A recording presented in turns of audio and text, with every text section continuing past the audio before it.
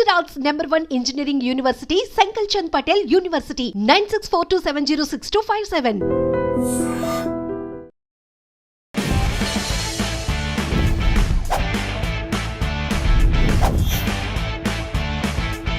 iDream సమర్పిస్తున్న IAS simplified IAS orientation programme episode 1కి స్వాగతం. సివిల్ సర్వీసెస్ ప్రిపరేషన్ అనేది ఒకప్పుడు చాలా కష్టతరంగా ఉండేది. రిసోర్సెస్ దొరికేవి కావు, పుస్తకాలు దొరికేవి కావు, ఏ పుస్తకాలు చదవాలో తెలిసేది కాదు.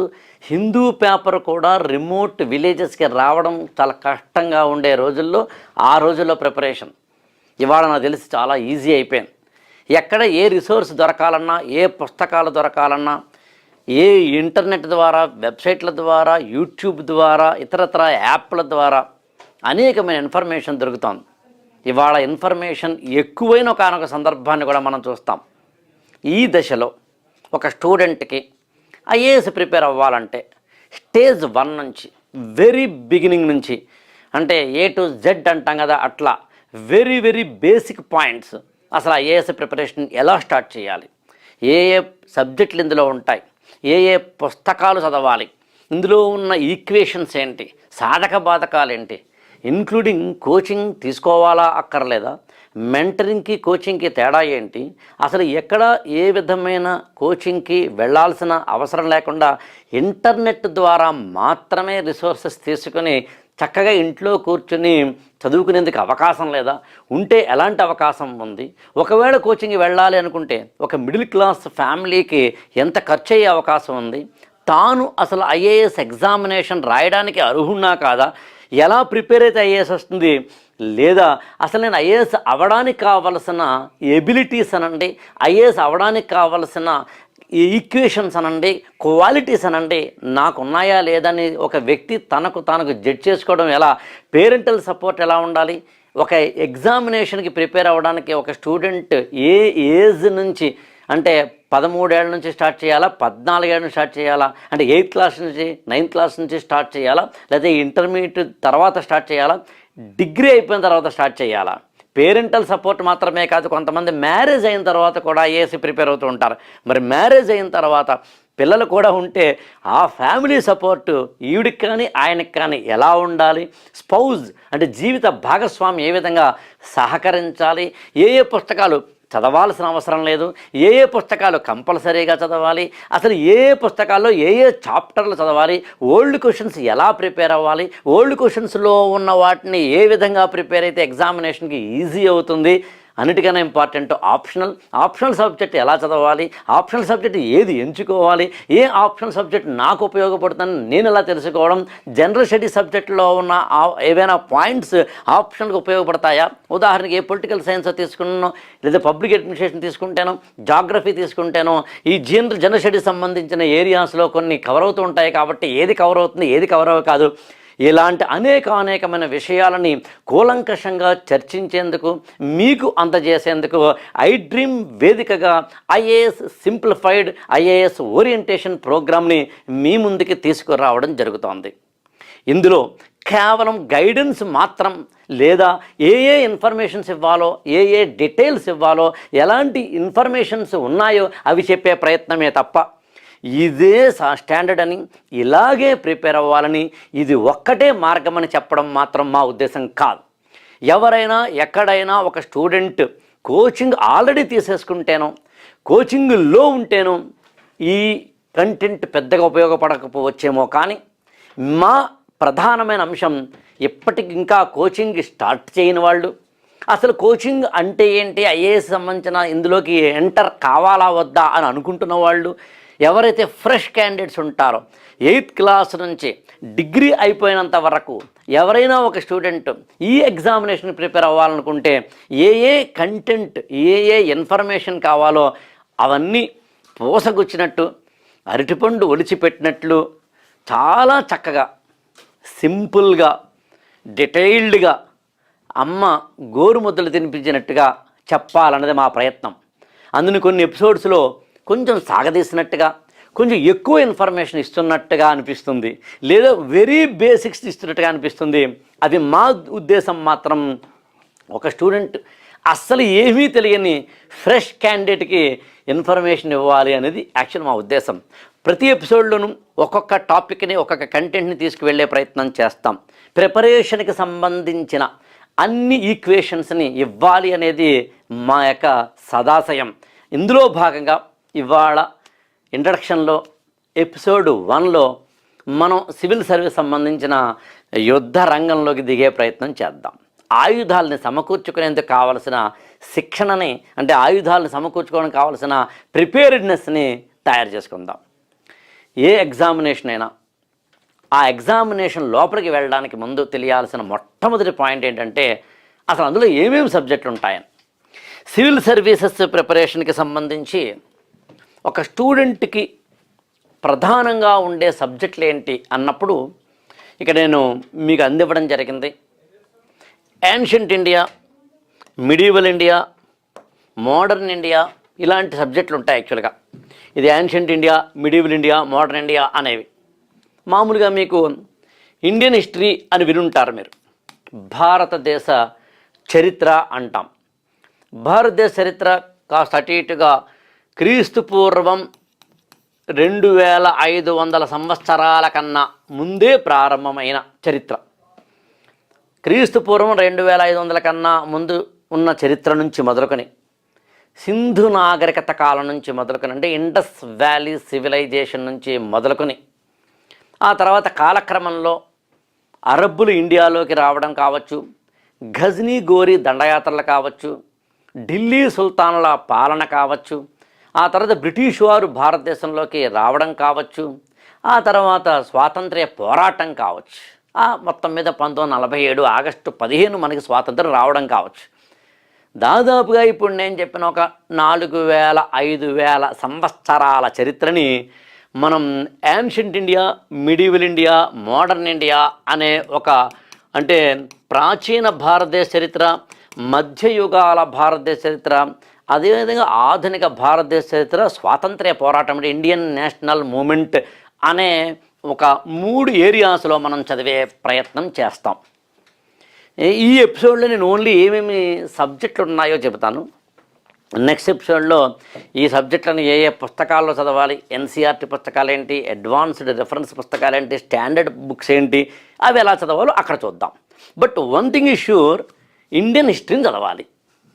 ఒక ఏన్షియంట్ ఇండియా మొదలుకొని మోడర్న్ ఇండియా వరకు. తర్వాత భారతదేశానికి స్వాతంత్ర్యం వచ్చింది 1947లో. కాబట్టి ఇవాళ మనం ఇప్పుడున్న నేను ఈ ఎపిసోడ్ చేస్తున్న సమయానికి 2024లో ఉన్నాం మనం, కాస్త అటు ఇటుగా. 2024లో ఉన్న మనము దాదాపుగా భారతదేశానికి స్వాతంత్ర్యం వచ్చి 75 ఏళ్ళు దాటుతోంది. మరి 75-78 సంవత్సరాల భారతదేశ చరిత్రలో చాలా ఇన్సిడెంట్స్ జరిగి ఉంటాయి కదా. అసలు భారతదేశం స్వాతంత్ర్యం వచ్చినప్పుడే పార్టీషన్ జరిగింది, అంటే భారత్ పాకిస్తాన్లు విడిపోయాయి. ఆ తర్వాత బంగ్లాదేశ్ విడిపోయింది పాకిస్తాన్ నుంచి. బంగ్లాదేశ్ సందర్భంగా మనం పాకిస్తాన్తో యుద్ధం చేసాం, మధ్యలో చైనాతో యుద్ధం చేసాం. అది కాకుండా మళ్ళీ బ్యాంకింగ్ నేషనలైజేషన్ జరిగింది. అవి కాకుండా ఎయిర్ ఇండియా లాంటివన్నీ టాటా దానికి సంబంధించిన వాటిని మనం నేషనలైజ్ చేసుకున్నాం. అవి కాకుండా ప్లానింగ్ కమిషన్ ఏర్పాటు చేసుకున్నాం. అవి కాకుండా చాలా జరిగినాయి. 1967లో నక్సలైట్ పోరాటంతో మొదలుకొని 1991లో ఆర్థిక సంస్కరణలతో మొదలుకొని భారతదేశంలో చాలా ఇన్సిడెంట్ జరిగినాయి. ఆ ఆర్థిక రంగంలో జరిగి ఉండొచ్చు, సామాజిక రంగంలో జరిగి ఉండొచ్చు, సాంస్కృతిక రంగంలో జరిగి ఉండొచ్చు. ఇట్లా వివిధ రంగాల్లో భారతదేశంలో స్వాతంత్ర్యం వచ్చిన తర్వాత జరిగిన ఇన్సిడెంట్స్ అన్నింటినీ చదవడాన్ని మనం పోస్ట్ ఇండిపెండెన్స్ అంటాం. పోస్ట్ ఇండిపెండెన్స్ తోటి కలుపుకుంటే మీరు ఏం చదువుతారన్నమాట, భారతదేశ చరిత్రలో మొదటి అక్షరం నుంచి ఈ క్షణం వరకు ఏం జరిగాయో మొత్తం చదివితే ancient India, medieval India, modern India అనే మొత్తం 3 నుంచి పోస్ట్ ఇండిపెండెన్స్ అవుతోంది. అందుకని భారతదేశ చరిత్రని మొత్తం చదవగలిగితే ఒక స్టూడెంట్ ఐఏఎస్ అవ్వడానికి కనీసం అర్హత కలిగి ఉన్నాడని తాత్పర్యం. తర్వాత వచ్చేసి కల్చర్ అనే ఒక ఏరియా ఉంది. మామూలుగా మనం డ్యాన్స్ ఫామ్స్ వింటుంటాం, భరతనాట్యం అని, కూచిపూడి అని, మోహిని అట్టం అని, ఇలా. అదేవిధంగా మనం కొన్ని సాంస్కృతిక రంగాల్లో టెంపుల్ కన్స్ట్రక్షన్ ఉత్తర భారతదేశంలో ఒకలా ఉంటుంది, దక్షిణ భారతదేశంలో ఒకలా ఉంటుంది. చోళులు ఒకలా కట్టుంటారు, లేదా పాండ్యులు ఇంకోలా కట్టుంటారు. లేదా పెయింటింగ్, మొఘల్స్ పెయింటింగ్ ఉంటుంది, లేదా రాజస్థానీ పెయింటింగ్ ఉంటుంది. లేదు సంగీతం, హిందుస్థానీ సంగీతం ఉంటుంది, కర్ణాటక సంగీతం ఉంటుంది. సాహిత్యం, కాళిదాసు మేఘ సందేశం మొదలుకొని మనకి ఇటీవలి కాలం వరకు ఉన్న ఎవరికైనా సంగీత నాటక అకాడమీలోంచో సాహిత్య అకాడమీలోంచో ఏమైనా అవార్డులు వచ్చినా ఓవరాల్గా మన కల్చర్ ఏంటి, మన భారతదేశ సాంస్కృతిక చరిత్ర ఏమిటి, సింధు నాగరికతలో పశుపతినాథుణ్ణి పూజించడం మొదలుకొని ఇవాటి వరకు మన సాంస్కృతిక చరిత్ర ఎలా ఉంది, మనకి బిస్మిల్లా ఖాన్ కావచ్చు, మరొకరు కావచ్చు, ఏ విధమైన సాంస్కృతిక వారసత్వాన్ని మనకి ఇచ్చారు. మనం నటరాజు రామకృష్ణ కావచ్చు, మరొకరు కావచ్చు, ఏ విధమైన సాంస్కృతిక వారసత్వాన్ని మనకి ఇచ్చారు. ఇలా భారతదేశ సంస్కృతికి సంబంధించిన లలిత కళలని ఏవైతే మనం 5 కళలు చెబుతామో ఆ 5 కళలకు సంబంధించిన ఇంపార్టెంట్ పాయింట్స్ తీసుకుని వాటితో పాటు మిగిలిన అంశాలని కనుక చదివితే అది కల్చర్ పార్ట్ అవుతుంది.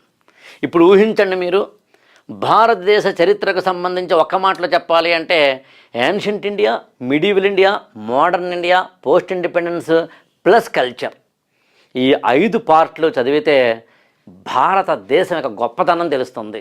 అందులో ఎప్పుడు సివిల్ సర్వీసెస్ ప్రిపరేషన్ ఒక మాట అంటుంటాను నేను. ఐఏఎస్ ఎగ్జామినేషన్ రాయడానికి మనం చేసే ప్రయత్నం ద్వారా అనేక విషయాలు తెలుసుకుంటాం. చరిత్రను చదువుతాము, లేకపోతే కనుక జాగ్రఫీని చదువుతాము, ఎకనామిక్స్ని చదువుతాం. నిజంగా ఐఏఎస్ వస్తే మంచిదే, రాకపోయినా కూడా ఈ సబ్జెక్టుల నాలెడ్జ్ తోటి జీవితంలో బాగా బతకచ్చు. మనం చూసే దృక్కోణం మారుతుంది. ఇవాల్టి సమస్యలకి మనం చూసే దృక్కోణం మారుతుంది. ఉదాహరణకి ఇవాళ నేను క్లాస్ చెప్తున్న సమయానికి ఆంధ్రప్రదేశ్ గవర్నమెంట్ పిల్లల్ని ఎక్కువ కనండి అని ఒక స్టేట్మెంట్ ఇచ్చింది. సరిగ్గా తమిళనాడులో ఉన్న స్టాలిన్ గవర్నమెంట్ కూడా పిల్లల్ని ఎక్కువ కనండి అని స్టేట్మెంట్ ఇచ్చింది. నాకు తెలిసినంత వరకు మీరు కూడా ఆశ్చర్యపోతారు, పిల్లల్ని ఎక్కువ కనడం ఏంటి? యాక్చువల్గా పిల్లల్ని కనద్దు ముర్రు, తక్కువ పిల్లల్ని కనండి, ఏదో ఇంటికి 2 ముద్దు లాంటి స్లోగన్లతోటి కదా మనం చేసుకున్నాం. ఇప్పుడు చూడండి, దాన్నే కనుక మనం దాన్ని కనుక ఒక న్యూస్ పేపర్లో మనకు వచ్చినప్పుడు ఇతరులైన వాళ్ళు దాన్ని చదివే విధానం వేరుంటుంది. అదే సివిల్ సర్వీసెస్ ప్రిపేర్ అయిన వాళ్ళు ఈ చరిత్రల కోణంలోంచి ఇవాళ ఆ స్టేట్మెంట్ చూస్తాం. ఈ జాగ్రఫికల్ కోణంలోంచి, ఎకనామికల్ కోణంలోంచి, కల్చరల్ కోణంలోంచి కూడా కొన్ని కల్చరల్ పాయింట్స్ కూడా మనకి పాపులేషన్ గ్రోత్కి సంబంధించి ఉంటుంది, లేదా పిల్లల్ని కనడానికి సంబంధించి ఉంటుంది. అందుకని సివిల్ సర్వీసెస్ ప్రిపేర్ చేస్తున్నప్పుడు ప్రపంచాన్ని మర్చిపోయి పుస్తకాల్లో లీనమవ్వండి, ప్రపంచాన్ని మర్చిపోయి జ్ఞానాన్ని గ్రోలండి, ప్రపంచాన్ని మర్చిపోయి నాలెడ్జ్ని కనుక గెయిన్ చేసుకుంటే నాకు తెలిసి చాలా హాయిగా బతకచ్చు, ఐఏఎస్ వచ్చినా రాకపోయినా. అందుకంటున్నాను, ancient India, medieval India, modern India, post independence and culture అనే 5 పార్ట్లు కనుక మీరు తీసుకున్నట్లయితే ఆ 5 పార్ట్లతోటి మీకు ఇండియన్ హిస్టరీకి సంబంధించి అవుతాం. సరిగ్గా ఇదే సమయంలో మనకి వరల్డ్ హిస్టరీ అని ఒక పాయింట్ ఉంది. వరల్డ్ హిస్టరీకి సంబంధించి కనుక మనం చూసినట్లయితే మామూలుగా మీకు వరల్డ్ హిస్టరీ అన్నప్పుడు ప్రపంచ చరిత్ర అనేసరికి ఏమవుతుందంటే, ఇప్పుడు ఇండియన్ హిస్టరీకి ఎలాగైతే మనం చూసామో అంటే ఏంటి, ఇండియన్ హిస్టరీలో మనం ఎప్పుడో క్రీస్తు పూర్వం 2500 మొదలుకొని క్రీస్తు శకం ఇవాల్టి వరకు ఇండియన్ హిస్టరీని చదవాలి అని అనుకుంటున్నాం మనం. అలా ప్రపంచ చరిత్ర చదవడం మొదలు పెడితే ఐరోపా ఖండము, లేకపోతే కనుక ఆసియా ఖండము, అమెరికా, ఆఫ్రికా, ఆస్ట్రేలియా, ఇన్ని ఖండాల చరిత్ర చదవడం మొదలు పెడితే చాలా ఎక్కువ టైం పడుతుంది. కానీ వరల్డ్ హిస్టరీ చదవమన్నారు కదా అని చెప్పి మన సిలబస్లో మనకి ఓన్లీ వరల్డ్ హిస్టరీ అన్నప్పుడు ప్రపంచ చరిత్రను అంతా చదవాలని రూల్ లేదు. మన సిలబస్లో కొన్ని ఏరియాస్ ఇస్తారు. నేను వాటిని కూడా మీకు ముందు చెప్పే ప్రయత్నం చేస్తాను. నేను అందుకనే మీకు గమనిస్తే ఏ సబ్జెక్టులు ప్రిలిమినరీకి ఉపయోగపడతాయి, మెయిన్స్కి ఉపయోగపడతాయి, రెండిటికి ఉపయోగపడతాయి అనేది కూడా ఇక్కడ కేటగరైజ్ చేశాను. అది కూడా మీకు కొంచెం ఎక్స్ప్లెయిన్ చేస్తాను. ఎందుకంటే మెయిన్స్ ఎగ్జామినేషన్ సంబంధించిన దాంట్లో మనకి క్లియర్గా సిలబస్ ఇవ్వడం జరుగుతుంది. ఏ మెయిన్స్ ఎగ్జామినేషన్ సంబంధించి ఈ సిలబస్ ఎప్పుడైతే మనకి ఇచ్చారో, ఇచ్చిన సిలబస్లోంచి మనకి కొద్దిగా అందులో ఇన్పుట్స్ బాగా దొరుకుతాయి. నేను వరల్డ్ హిస్టరీ సిలబస్ అని చెప్తాను, చాలా తక్కువ సిలబస్ ఉంది, ఇండస్ట్రియల్ రెవల్యూషన్ ఇలా. అందుకని వరల్డ్ హిస్టరీ కూడా మనం చదువుతాం, కానీ అందులో సిలబస్ తక్కువ ఉందనే విషయాన్ని మీరు గమనించండి. అందుకని మొత్తం మీద ఏన్షియంట్ ఇండియా మొదలుకొని ఇంతవరకు చూస్తే చరిత్రను చదువుతున్నాం. అది భారతదేశ చరిత్ర కావచ్చు, సెలెక్టెడ్గా వరల్డ్ హిస్టరీ కావచ్చు. ఇప్పుడు ఈ 5-6 పాయింట్లు చూసినట్లయినప్పుడు యాన్షియంట్ ఇండియా ఓన్లీ ప్రిలిమినరీకి మాత్రమే ఉంది. మీరు గమనించాలి దాన్ని. యాన్షియంట్ ఇండియా అనేది ఓన్లీ ప్రిలిమినరీకి మాత్రమే ఉంది, మెయిన్స్కి లేదు. మిడివల్ ఇండియా ఓన్లీ ప్రిలిమినరీకి మాత్రమే ఉంది. బహుశా మీ అందరికీ తెలిసే ఉంటుంది, ఐఏఎస్ ఎగ్జామినేషన్ 3 స్టేజ్లుగా ఉంటుంది: ప్రిలిమినరీ, మెయిన్స్, ఇంటర్వ్యూ. ఈ ప్రిలిమినరీకి మాత్రమే ఉండే ఏరియాలని ఏమిటో మనం అర్థం చేసుకుని చదవాలి. అలాగే మెయిన్స్కి మాత్రమే ఉన్నవేంటో అర్థం చేసుకుని చదవాలి. ఇంటర్వ్యూకి మాత్రమే ఉన్నవేంటో అర్థం చేసుకుంటూ చదవాలి. సో యాన్షియంట్ ఇండియా అనేది ఓన్లీ ప్రిలిమినరీయే. అలాగే మిడివల్ ఇండియా అనేది ఓన్లీ ప్రిలిమినరీకే. కానీ మోడర్న్ ఇండియా అనేది ఇక్కడ పీసీఎం అని రాశాను. పీసీఎం అంటే ప్రిలిమినరీ కమ్ మెయిన్స్ అని అర్థం. ప్రిలిమినరీ కమ్ మెయిన్స్ అంటే రెండిట్లోనూ ఉన్నదని అర్థం. మీకు మోడర్న్ ఇండియా మాత్రం 2 చోట్ల చదవాల్సి ఉంటుంది. అంటే ప్రిలిమినరీకి చదవాలి, మెయిన్స్కి చదవాలి. చాలామంది స్టూడెంట్స్ ఏంటంటే ప్రిలిమినరీకి మాత్రమే చదవడం అంటే అది వేరే యాంగిల్లో చదవాలేమో, మెయిన్స్కి మాత్రమే చదవడం అంటే వేరే యాంగిల్లో చదవాలేమో అనుకుంటారు. అలా చదవద్దు. ప్రిలిమినరీకైనా మెయిన్స్కైనా వాటి ఎక్కడున్నాయన్న దాన్ని బేస్ చేసుకుని ఓరియంటేషన్ మాత్రం కాన్సెప్చువల్గా చదవండి. అది ఎలాగో ముందు ఎపిసోడ్లో నేను కాన్సెప్చువల్ లెర్నింగ్ అంటే ఏంటి అలాంటివి చెప్పే ప్రయత్నం చేస్తాను. బట్ ఏ ఎగ్జామినేషన్లో ఏ సబ్జెక్ట్ ఉందో మనకు తెలియాలి కదా. అందుకు మోడర్న్ ఇండియా మాత్రం ప్రిలిమినరీ కమ్ మెయిన్స్ ఉంది. అలాగే కల్చర్ మాత్రం ప్రిలిమినరీ కమ్ మెయిన్స్ ఉంది. కానీ post independence world history only మెయిన్స్కే ఉన్నాయి. అంటే అలా అని చెప్పి ప్రిలిమినరీలో ఒక క్వశ్చన్ రాదా అంటే అది కాదు పాయింట్. బట్ బేసికల్గా post independence and world history మాత్రం మెయిన్స్కి చదివితే సరిపోతుంది తప్ప ప్రిలిమినరీ చదవక్కర్లేదు. మెయిన్స్కి చదవడం అనే దాంట్లో కొంచెం ఆన్సర్ రైటింగ్ మనకి బాగా ఉండాలి. ప్రిలిమినరీకి అయితే ఆన్సర్ ఐడెంటిఫికేషన్ టెక్నిక్స్ బాగా తెలియాలి. అది ముందు మన ఎపిసోడ్స్లో చెప్పుకుందాం. ఇక మిగిలింది సోషల్ ఇష్యూస్. మన సమాజం అన్నప్పుడు కులాలుంటాయి, మతాలుంటాయి, ప్రాంతాలుంటాయి, స్త్రీ పురుష భేదాలుంటాయి, జాతిపరమైన ఈక్వేషన్స్ ఉంటాయి, లింగ్విస్టిక్ పరమైన డిఫరెన్సెస్ డైవర్సిటీస్ ఉంటాయి. అంటే కులపరంగా, మతపరంగా, భాషాపరంగా, జాతిపరంగా, స్త్రీ పురుష భేదపరంగా ఇలా అనేకమైన అంశాలలో సమాజం సెగ్రిగేట్ అయి ఉంటుంది. కానీ భిన్నత్వంలో ఏకత్వాన్ని మన దేశం సాధించాలి. అన్ని భాషలు ఒకటేనని, అన్ని జాతులు ఒకటేనని, అన్ని కులాలు ఒకటేనని, ఎప్పుడు ఎక్కడ ఎవరికైనా ఇబ్బంది కలిగితే అక్కడ మనం ఆఫీసర్గా నిలబడాలని, ఒక అండర్ ప్రివిలేజ్డ్ సెక్షన్స్ కోసం మనం పనిచేయాలని మనకు ఒక స్ఫూర్తి కలగాలి అంటే ప్రిపరేషన్ టైంలోనే భారతీయ సమాజం మీద మనకు ఒక అవగాహన కలగాలి. ఇండియన్ సొసైటీ అంటే ఏంటో మనకి తెలియాలి. ఇక్కడ జాతులు ఎన్ని ఉన్నాయి, మతాలు ఎన్ని ఉన్నాయి, ఇక్కడ ఉన్న కులాలు ఏమిటి, ఇక్కడ ఉన్న భాషలు ఏంటివని తెలియాలి. అవన్నీ తెలియజెప్పేందుకే మనకి సోషల్ ఇష్యూస్ అని మన యొక్క సిలబస్లో ఉంది. అది కూడా ఓన్లీ ఫర్ మెయిన్స్కే ఉంది. యాక్చువల్గా ఇవన్నీ ఇంతవరకు నేను చెప్పింది కాస్త చూసినట్లయితే జనరల్ స్టడీస్ పేపర్ 1 అని మనకి మెయిన్స్లో ఉంటుంది. అందులో ఉన్న సబ్జెక్టులు అవి. నేను వాటిని తర్వాత చెప్పే ప్రయత్నం చేస్తాను. మొత్తం మీద యాన్షియంట్ ఇండియా నుంచి సోషల్ ఇష్యూస్ వరకు మనం చదివిన తర్వాత మనకి నెక్స్ట్ చదవాల్సింది ఏంటంటే జాగ్రఫీ. జాగ్రఫీ అన్నప్పుడు ఫిజికల్ జాగ్రఫీ అని, హ్యూమన్ జాగ్రఫీ అని ఉంటుంది, వరల్డ్ జాగ్రఫీ అని, ఇండియన్ జాగ్రఫీ అని ఉంటుంది. జాగ్రఫీకి సంబంధించి భారతదేశ భౌగోళిక పరిస్థితులు, ప్రపంచవ్యాప్తంగా ఉన్న భౌగోళిక పరిస్థితులు, సవన్నా గురించి చదవాల్సి రావచ్చు, హిమాలయ పర్వతాల గురించి చదవాల్సి రావచ్చు, గంగా సింధు మైదానం గురించి చదవాల్సి రావచ్చు, కావేరీ సమస్య గురించో లేదా అక్కడున్న కావేరీ జలాల గురించో చదవాల్సి రావచ్చు. మొత్తంగా జాగ్రఫీని మాత్రం మనం చదవాలి. జాగ్రఫీ కూడా పీసీఎంఏ అంటే ప్రిలిమినరీలోనూ జాగ్రఫీ ఉంటుంది, మెయిన్స్లో కూడా జాగ్రఫీ ఉంటుంది. జాగ్రఫీ అనేది కూడా చాలా ఇంపార్టెంట్ ఏరియా. హిస్టరీని జాగ్రఫీతో ముడిపెట్టుకుంటూ చదవడం అనేది ఒక కీలకమైన అంశం. అంతకుముందు నేను హిస్టరీ గురించి మాట్లాడాను కదా, అందుకని హిస్టరీని జాగ్రఫీని మీకు ఒకసారి ఎగ్జామినేషన్లో క్వశ్చన్ వచ్చింది. అది ఎలా, ఆ ఓల్డ్ క్వశ్చన్స్ కూడా మనం ఎపిసోడ్స్లో మాట్లాడుకుంటాం. యాన్షియంట్ ఇండియన్ హిస్టరీ ఏర్పడడానికి జాగ్రఫికల్ కండిషన్స్ కారణం ఏంటి అని అడిగారు. యాక్చువల్గా చాలా ఏమంటాం అంటే చాలా అందమైన ప్రశ్న అంట అనేది. దాన్ని ప్రాచీన భారతదేశ చరిత్ర ఏర్పడడానికి జాగ్రఫీ ఏ విధంగా ఉపయోగపడింది అంతే కదా. మౌర్య సామ్రాజ్యం ఉంది, చరిత్రలో చదువుతాం. మౌర్య సామ్రాజ్యంతో పాటు అదే శతాబ్దాలలో షోడశ మహాజనపదాలని చెప్పి ఒక 16 జనపదాలు వస్తే అందులో మౌర్య సామ్రాజ్యమే ఎందుకు చాలా బలోపేతం అవ్వాలి? అలాంటి మౌర్య సామ్రాజ్యం బలోపేతం అవ్వడానికి సంబంధించిన కారణాలు ఎక్కడ ఉన్నాయంటే జాగ్రఫీలో ఉన్నాయి. సో అలాంటి జాగ్రఫికల్ కారణాలని హిస్టరీలో ముడిపెడుతూ చదవడం లాంటివి, అలాంటివి కొంచెం ఇంటర్ప్రిటేషన్ ఆఫ్ ద సబ్జెక్ట్స్ అంటాం, ఇంటర్లింకింగ్ ఆఫ్ ద కాన్సెప్ట్స్ అంటాం. అవి కూడా నేను ముందు మీకు చెప్పే ప్రయత్నం చేస్తాను.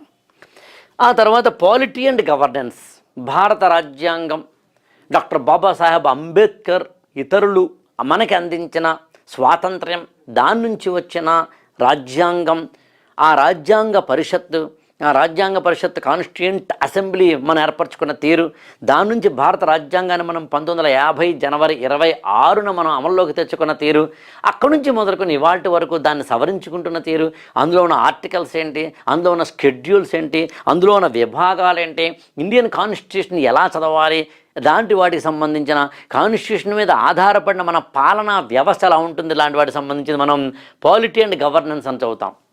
పాలిటీ అండ్ గవర్నెన్స్ కూడా అంతే, జాగ్రఫీ లాగానే పీసీఎం అంటే ప్రిలిమినరీ కమ్ మెయిన్స్లో మనకి స్పష్టంగా కనిపిస్తుంది. అదేవిధంగా మీరు గమనించినట్లయితే మనకి ఇక్కడ చూడండి, ఇంటర్నేషనల్ రిలేషన్స్ అని భారతదేశానికి ఇతర దేశాలతోటి ఏ విధమైన సంబంధాలు ఉన్నాయి. ఉదాహరణకి ఇప్పుడు నేను ఈ ఎపిసోడ్ చేస్తున్న సమయానికి చైనాతోటి మనకి ఒక ఎల్ఏసీకి సంబంధించి ఒక అగ్రిమెంట్ కుదిరింది. జపాన్ తోటో లేకపోతే కనుక జర్మనీతోటో, ఫ్రాన్స్ తోటో, అమెరికాతోటో, రష్యాతోటో, మన పక్కనున్న పాకిస్తాన్ తోటో మనకి కొన్ని ఒప్పందాలు, డిజగ్రిమెంట్స్, యుద్ధాలు, లేకపోతే కనుక వైరాలు, లేదా చిన్న చిన్న మనస్పర్ధలు వస్తూ ఉంటాయి. ఉదాహరణకి ఇప్పుడు ఈ ఎపిసోడ్ నేను రికార్డ్ చేస్తున్న సమయానికి కెనడాతోటి మనకి అలాంటి ఒక ఏమంటామంటే మన రిలేషన్ కాస్త కొంచెం తేడా కొడతాం. ఇలా భారతదేశానికి ఇతర దేశాలతో ఉన్న సంబంధాలు ఏంటి? అలాగే భారతదేశం మాత్రమే ప్రపంచంలో ఒక ప్రధానమైన దేశం అవ్వదు కదా. ఇతర కీలకమైన దేశాలు తమ యొక్క ఫ్రెండ్స్ తోటి ఒక కూటమిలు ఏర్పరచుకుంటుంటే, మీకు బ్రిక్స్ అని కానీ, ఏసియాన్ అని కానీ, సార్క్ అని కానీ, G7 అని కానీ, G8 అని కానీ, ఇలా అనేకమైనవి. ఈ టైప్ ఆఫ్ వాటికి సంబంధించిన అంశాలని మన ఇంటర్నేషనల్ రిలేషన్స్లో చూస్తాం. అది ప్రిలిమినరీలో ఉంటుంది, మెయిన్స్లోనూ ఉంటుంది. అలాగే ఎకానమీ, భారత ఆర్థిక వ్యవస్థకు సంబంధించి ముఖ్యంగా 1950 తర్వాత నుంచి ఇవాళ వరకు భారతదేశ ఆర్థిక వ్యవస్థను మనం ఏ విధంగా తయారు చేసుకున్నాం, ఏ విధంగా ప్లానింగ్ కమిషన్ ఏర్పరచుకున్నాం, ఏ విధంగా మనం ఇండియన్ ఎకానమీని ఆర్థిక సంస్కరణల వైపు 1990లో తీసుకువెళ్ళాం, ఇవాళ ఏ విధమైన చేసుకున్నాం, నీతి ఆయోగ్ ఎలా వచ్చింది, భారతదేశానికి సంబంధించిన మొత్తం ఎకనామిక్ ఇష్యూస్ అని చదువుతాం. అది కూడా అంతే, పీసీఎం ప్రిలిమినరీ కమ్ మెయిన్స్ రెండిట్లోనూ ఉంటుంది. ఎకనామిక్ పాయింట్ ఆఫ్ వ్యూలో జాగ్రఫీ చదవాలి, ఎకనామిక్ పాయింట్ ఆఫ్ వ్యూలో హిస్టరీ చదవాలి, హిస్టరీ పాయింట్ ఆఫ్ వ్యూలో ఎకనామిక్స్ చదవాలి, జాగ్రఫికల్ పాయింట్ ఆఫ్ వ్యూలో హిస్టరీ చదవాలి. ఇంటర్లింక్ చేసుకోవడం అనేది చాలా కీలకం. అది ముందు చెప్పుకునే ప్రయత్నం చేద్దాం. అలాగే ఎన్విరాన్మెంటల్ ఇష్యూస్, పర్యావరణానికి సంబంధించి ఇవాళ ఎన్ని రకాలుగా మనం ప్లాస్టిక్ పొల్యూషన్ గురించి కావచ్చు, లేదా ఇతరతర మొత్తం ఎన్విరాన్మెంట్కి సంబంధించి. అయితే కొన్నిట్లో మీరు అర్థం చేసుకోవాల్సింది ఏంటంటే, టెక్స్ట్ బుక్లు చదవాల్సిన అవసరం లేకుండా కొన్ని ఏరియాస్ని మనం ఓన్లీ కరెంట్ అఫైర్స్ తోటి చదివేయచ్చు. అది ఎన్విరాన్మెంట్ లాంటి ఇష్యూస్ నేను ముందు ఎపిసోడ్లో చెప్తాను. ఇది యాక్చువల్గా నేను మీకు చెప్పాలనుకున్నది అదే. అన్నీ చదవాల్సిన అవసరం నిజానికి ఉండదు. అన్నీ చదవడం మొదలు పెడితే చాలా టైం పట్టేస్తుంది. కాస్త షార్ట్ కట్లు అన్న కానీ స్మార్ట్ వర్క్లో చేయడం కూడా ఇంపార్టెంట్. ఈ ఎపిసోడ్స్ని అది కూడా చెప్పే ప్రయత్నం చేస్తాను. ఎన్విరాన్మెంట్ అది ప్రిలిమినరీ కమ్ మెయిన్స్ రెండింట్లోనూ ఉంది. అలాగే డిజాస్టర్ మేనేజ్మెంటు, అదేవిధంగా ఇంటర్నల్ సెక్యూరిటీ, ఈ రెండు అంశాలు కూడా ఓన్లీ మెయిన్స్కి మాత్రమే ఉన్నాయి. డిజాస్టర్ మేనేజ్మెంట్ అన్నప్పుడు విపత్తు నిర్వహణ అని తెలుగులో అంటాం. మనకి భూకంపాలు వచ్చినప్పుడు, ల్యాండ్ స్లైడ్స్ వచ్చినప్పుడు, ఫ్లడ్స్ వచ్చినప్పుడు, ఇతరత్ర అంశాలు ఏమైనా జరిగినప్పుడు డిజాస్టర్ మేనేజ్మెంట్ సంబంధించింది. అలాగే ఇంటర్నల్ సెక్యూరిటీ, అంతర్గత భద్రత, భారతదేశానికి సంబంధించి అదే నక్సలైట్ పోరాటాల నుంచి మొదలుకొని లేదా టెర్రరిస్ట్ పోరాటాలకు మొదలుకొని ఇతరత్ర అనేక అంశాలను చదువుతాం అక్కడ మనం. అలాగే సైన్స్ అండ్ టెక్నాలజీ, అది కూడా అంతే, ప్రిలిమినరీ కమ్ మెయిన్స్. అటు ప్రిలిమినరీలో ఉంటుంది, మెయిన్స్లోనూ ఉంటుంది. సైన్స్ అండ్ టెక్నాలజీ అన్నప్పుడు సైంటిఫికల్ అండ్ టెక్నాలజికల్ డెవలప్మెంట్స్ భారతదేశంలో కావచ్చు, భారతదేశం వెలుపల కావచ్చు. మనం ఇస్రో గురించి మాట్లాడతాము, లేకపోతే కనుక డిఫెన్స్ టెక్నాలజీ గురించి మాట్లాడతాము, లేదా అటు ప్రపంచవ్యాప్తంగా నాసా లాంటి చంద్రయానికి సంబంధం జరుగుతుంది, జెనెటిక్స్లో కొన్ని జరుగుతూ ఉంటాయి, ఫిజిక్స్ రంగంలో జరుగుతూ ఉంటాయి, బయాలజీ రంగంలో జరుగుతూ ఉంటాయి, మెడికల్ రంగంలో జరుగుతూ ఉంటాయి, కెమిస్ట్రీ రంగంలో జరుగుతూ ఉంటాయి, స్పేస్ రంగంలో జరుగుతూ ఉంటాయి, డిఫెన్స్ రంగంలో జరుగుతూ ఉంటాయి. ఇట్లా ప్రపంచంలో కానీ భారతదేశంలో కానీ శాస్త్ర సాంకేతిక రంగాలలో ఎన్ని మార్పులు వస్తున్నాయో, పరిణామాలు జరుగుతున్నాయో, ఎన్ని పరిశోధనలు జరుగుతున్నాయో అవన్నీ మనం తెలుసుకోవాల్సిన అవసరం ఉంటుంది. తర్వాత చూడండి, ఇక్కడ నేను బయాలజీ అని రాశాను. ఫిజిక్స్, కెమిస్ట్రీ, బయాలజీ 3 చదువుతాం మామూలుగా మనం 10th క్లాస్లో. కానీ సివిల్ సర్వీసెస్ ప్రిపరేషన్లో బయాలజీ తప్ప ఫిజిక్స్, కెమిస్ట్రీ అనేది బేసిక్స్గా చదవకపోయినా పర్వాలేదు. అదే ముందు నేను ఎపిసోడ్లో చెప్పే ప్రయత్నం చేస్తాను. బట్ బయాలజీ మాత్రం చదవాలి, ఓన్లీ ఫర్ ప్రిలిమినరీ. అలాగే ethics only for mains. Ethics అనేది ప్రత్యేకమైన పేపర్, నెక్స్ట్ ఎపిసోడ్లో చూస్తాం మనం. CSAT అనేది ప్రత్యేకమైన paper, civil services aptitude test అనేది అది only for preliminary, course qualifying paper. అలాగే జనరల్ ఎస్సే ప్రత్యేకంగా ఒక 250 మార్కులకి 2 ఎస్సేలు మనం రాయాల్సి ఉంటుంది. జనరల్ ఎస్సే అనేది GS మీద ఎవరికైనా కమాండ్ ఉంటే కనుక జనరల్ ఎస్సే ఈజీ అవుతుంది, అది ఓన్లీ ఫర్ మెయిన్స్. ఇంకా optional subject, course optional subject ఉండేదే మెయిన్స్లో.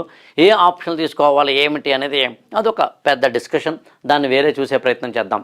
మొత్తం మీద టు కన్క్లూడ్, సివిల్ సర్వీసెస్ ఎగ్జామినేషన్లో ఎన్ని సబ్జెక్టులు ఉన్నాయి, ఆయా సబ్జెక్టుల యొక్క నేచర్ ఏంటి, ఆ సబ్జెక్టుల యొక్క డెప్త్ ఏంటి, ఆ సబ్జెక్టుల యొక్క ఇంటర్ప్రిటేషన్స్ ఏంటి, ఇంటర్లింక్స్ ఏంటి, ప్రిలిమినరీలో ఏమొస్తాయి, మెయిన్స్లో ఏమొస్తాయి, అన్నింట్లోనూ అంటే రెండింటిలోనూ ఏమొస్తాయి, ఒక జనరల్ ఎస్సే లాంటి వాటికి స్పెషల్ ప్రిపరేషన్ లేకుండా కూడా ఎలా మనం దాన్ని సాధించుకోవచ్చు, ఎథిక్స్ లాంటి అతిపెద్ద పేపర్ ఏ విధంగా దాంట్లో ఉన్న కీలకమైన అంశాలను అర్థం చేసుకోవచ్చు.